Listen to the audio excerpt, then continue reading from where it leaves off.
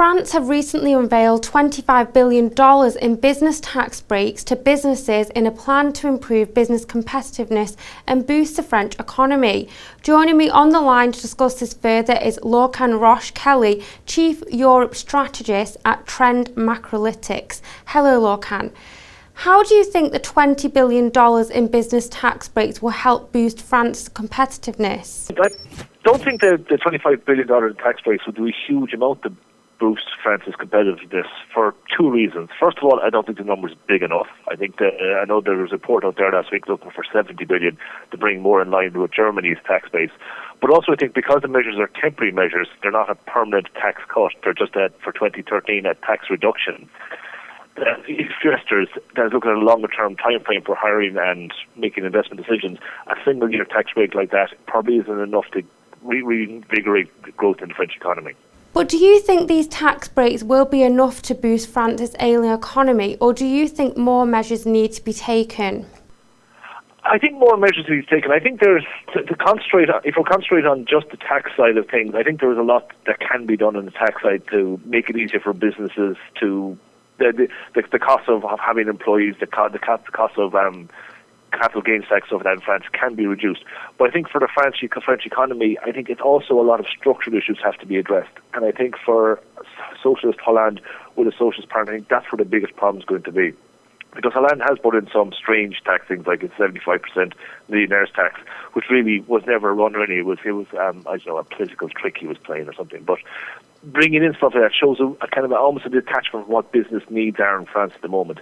And I think for Hollande to realise what he has to do, both structural reforms, and here I'm talking about labour market reforms, which is much as Germany did with Agenda 2010, its programme introduced in 2003, which was to make it easier for employers to hire and fire people to try and invigorate the economy that way, rather than purely looking at the tax base. French GDP figures are released on Thursday and are predicted to show a decline. What kind of GDP figures can we expect? The expectations are for a negative figure, and what we hear from looking at company reports so far, and also backed up by Eurostat industrial production figures that came out, that France's industrial production for September was at minus 2.7%.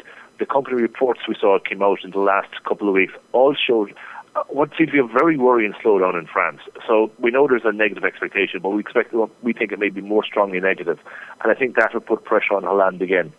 I know Hollande yesterday in a press conference said he wanted 5 years to look at what he's achieved after 5 years. We're pretty certain Hollande doesn't have 5 years. He may have maybe 5 months. So I think that if the GDP number comes in as a miss tomorrow, as we expect it to, that'll put further pressure on Hollande to reform much quicker than he currently wants to. And France's unemployment rate currently stands at 10.2%. What strategies could be brought in to boost unemployment? If we're looking at a larger picture, if we're looking at where France needs to be, or if France needs to become more German in its approach to its economy, we have to look at what Germany did in 2003 under Gerhard Schröder's government when it introduced its Agenda 2010 reforms. And those reforms were basically reforms around making it easier for companies to hire and fire people, and basically putting more, I think liquidity is the word, into the labour market, where people are more likely to move. And as people became more mobile within the labour market, then positions would be filled and positions would be created by employers who are less worried about having been stuck with an employee.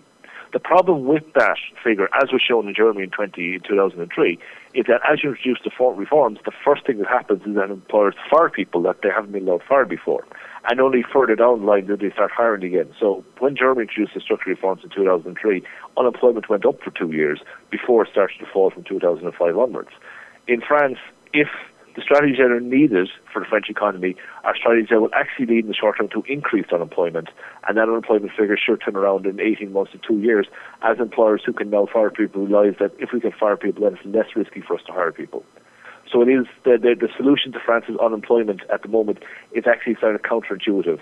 Unemployment needs to go up before it can come down again. It has to go up for the right reasons, though. Thanks for joining me, Lorcan. Stay tuned to Dukascopy TV for more exclusive updates and interviews. For now, though, goodbye.